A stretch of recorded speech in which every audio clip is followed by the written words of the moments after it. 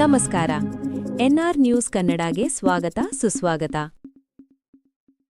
ನಮಸ್ಕಾರ. ಬಾಗಲಕೋಟೆ ಉಪಚುನಾವಣೆಯ ಪ್ರಚಾರ ಏನು ಬಹಳಷ್ಟು ರಂಗೇರಿ ನಡೀತಾ ಇದೆ.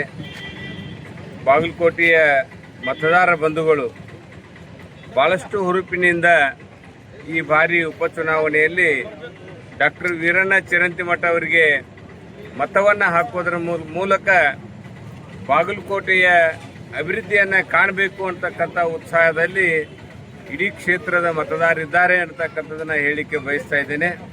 ಕಳೆದ 10-12 ದಿವಸದಿಂದ ನಾವು ನಗರದಲ್ಲಿ ಮತ್ತು ಭಾಳಷ್ಟು ಗ್ರಾಮಾಂತರ ಪ್ರದೇಶದಲ್ಲಿ ಪ್ರಚಾರವನ್ನು ಕೈಗೊಂಡಿರ್ತಕ್ಕಂಥ ಸಂದರ್ಭದಲ್ಲಿ ವೀರಣ್ಣ ಚಿರಂತಿಮಠ ಅವರು ಮಾಡಿರ್ತಕ್ಕಂಥ ಅನೇಕ ಜನಪರ ಕಾರ್ಯಕ್ರಮಗಳು, ಸರ್ಕಾರದ ಯೋಜನೆಗಳು, ಅವರ ಸಂಸ್ಥೆ ಮುಖಾಂತರ ಇಲ್ಲಿ ವಿದ್ಯಾರ್ಜನೆಯನ್ನು ಕೊಟ್ಟಿರ್ತಕ್ಕಂಥದ್ದನ್ನು ಭಾಳಷ್ಟು ಜನ ನೆನಪಿಸ್ಕೊಳ್ತಾ ಇದ್ದಾರೆ.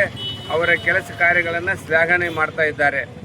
ಅದರ ಜೊತೆಯಲ್ಲಿ ಕಳೆದ 3 ವರ್ಷದ ಅವಧಿಯಲ್ಲಿ ಕಾಂಗ್ರೆಸ್ ಸರ್ಕಾರದ ನಿಷ್ಕ್ರಿಯ ಆಡಳಿತ ವ್ಯವಸ್ಥೆ, ಅದರಲ್ಲಿ ಕೂಡ ಈ ಕ್ಷೇತ್ರದ ಶಾಸಕರು ಯಾವುದೇ ಕೆಲಸ ಕಾರ್ಯಗಳನ್ನು ಮಾಡಲಿಲ್ಲ ಅಂತಕ್ಕಂಥ ನೋವು ಈ ಕ್ಷೇತ್ರದ ಜನತೆಯಲ್ಲಿದೆ. ಹಾಗಾಗಿ ಕಾಂಗ್ರೆಸ್ ಇವತ್ತು ಬ್ರಹ್ಮ ನಿರಸನಗೊಂಡಿದೆ. ಅಷ್ಟೇ ಅಲ್ಲ, ಇವತ್ತು ಒಂದು ಮಾಹಿತಿಯ ಪ್ರಕಾರ ಇಂಟೆಲಿಜೆನ್ಸಿ ರಿಪೋರ್ಟ್ ಕೂಡ ಮುಖ್ಯಮಂತ್ರಿಗಳ ಕೈ ಸೇರಿದೆ. ಹಾಗಾಗಿ 5 ದಿವಸಗಳ ಕಾಲ ಬಾಗಲಕೋಟೆ ಕ್ಷೇತ್ರದಲ್ಲಿ ಅವರು ಬೀಡು ಬಿಟ್ಟು ಗ್ರಾಮಗಳಿಗೆ ಪ್ರಚಾರಕ್ಕೆ ಹೋದರೂ ಕೂಡ ಅವರಿಗೆ ಸ್ಪಂದನೆ ಸಿಗ್ತಾ ಇಲ್ಲ ಅಂತಕ್ಕಂಥದ್ದನ್ನು ನಾವು ಗಮನಿಸಿದರೆ ರಾಜ್ಯದಲ್ಲಿ ಕಾಂಗ್ರೆಸ್ ಸರ್ಕಾರ ಭ್ರಷ್ಟಾಚಾರದಲ್ಲಿ ತೊಡಗಿದೆ, ನಿಷ್ಕ್ರಿಯ ಆಡಳಿತ ವ್ಯವಸ್ಥೆಯನ್ನು ಕೊಟ್ಟಿದೆ, ಲಕ್ಷಾಂತರ ಕೋಟಿ ರೂಪಾಯಿ ಸಾಲವನ್ನು ಮಾಡಿ ಈ ನಾಡಿನ ಪ್ರತಿಯೊಬ್ಬ ನಾಗರಿಕರ ಮೇಲೆ 1,20,000 ರೂಪಾಯಿಗಳಷ್ಟು ಸಾಲದ ಭಾರವನ್ನು ಪ್ರತಿಯೊಬ್ಬ ವ್ಯಕ್ತಿಯ ಮೇಲೆ ಹೇರಿರ್ತಕ್ಕಂಥ ಈ ಸರ್ಕಾರ ಆದಷ್ಟು ಬೇಗನೆ ಹೋಗಬೇಕು ಅಂತಕ್ಕಂಥ ನಿಟ್ಟಿನಲ್ಲಿ ಜನರಿದ್ದಾರೆ.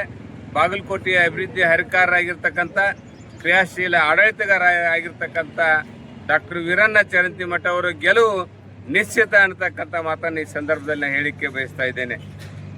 ಸರ್, ಬಾಗಲಕೋಟೆಯಲ್ಲಿ ವಿದ್ಯಾರ್ಥಿಗಳಿಗೆ, ಹೊರಗಿನ ವಿದ್ಯಾರ್ಥಿಗಳಿಗೆ ವೋಟ್ ಬ್ಯಾಂಕ್ ಮಾಡ್ಕೊಂಡು ಚಿರಂತಿಮಠ ಅವರು ಇದನ್ನು ಮಾಡ್ತಾ ಇದ್ದಾರೆ, ತಂದು ಆರೋಪ ಮಾಡ್ತಾ ಇದ್ದಾರೆ ಕಾಂಗ್ರೆಸ್ನವರು. ಅದಕ್ಕೆ ನೀವೇನು ಹೇಳ್ತೀರಿ? ಬಾಗಲಕೋಟೆಯಲ್ಲಿ ಹೊರಗಿನ ಜನರು ಯಾರೂ ಬಂದು ವೋಟ್ ಮಾಡ್ತಕ್ಕಂಥ ಪ್ರವೃತ್ತಿ ಮಾಡಿಲ್ಲ. ಯಾಕಂದರೆ ಸರ್ಕಾರ ಅವ್ರದೇ ಇತ್ತು, ಅವರೇ MLA ಇದ್ದರು. ಅವಾಗ ನೋಡಿ ಗುರುತಿಸಿ ಅವ್ರನ್ನ ತೆಗೆಸ್ಬೋದಾಗಿತ್ತಲ್ಲ. ಪ್ರತಿ 6 ತಿಂಗಳಿಗೊಮ್ಮೆ ಚುನಾವಣಾ ಆಯೋಗದವರು ಮತ ಪರಿಷ್ಕರಣೆ ನಡೀತಾ ಇದೆ. ಪರಿಷ್ಕರಣೆ ಸಂದರ್ಭದಲ್ಲಿ ತಾವೇ MLAಗಳಿದ್ದರು, ಅಧಿಕಾರ ಕೂಡ ಅವ್ರದೇ ಇತ್ತು. ತಹಸೀಲ್ದಾರ್ DC ಅವ್ರಿಗೆ ಹೇಳಿ ಪರಿಷ್ಕರಣೆ ಮಾಡಬಹುದಾಗಿತ್ತು. ಇದೊಂದು ಅವರ ಸೋಲಿನ ಹತಾಶೆ ಭಾವನೆಯಿಂದ ಸುಳ್ಳು ಆರೋಪವನ್ನು ಮಾಡ್ತಾ ಇದ್ದಾರೆ. ಇದರಲ್ಲಿ ಯಾವುದೇ ಸತ್ಯಾಂಶ ಇಲ್ಲ ಅಂತಕ್ಕಂಥ ಮಾತನ್ನು ಹೇಳಿಕೆ ಬಯಸ್ತಾ ಇದ್ದೇನೆ. ಮಾನ್ಯ ಶಿವಾಜಿ ಘಟನೆಗೆ BJP ಅವರೇ ಕಾರಣ ತಂದ ಅವರು ಇವತ್ತು ಆರೋಪ ಮಾಡ್ತಾ ಇದ್ದಾರೆ. ಅದಕ್ಕೆ ತಮ್ಮ ಸ್ಪಂದನೆ ಏನು ಸರ್?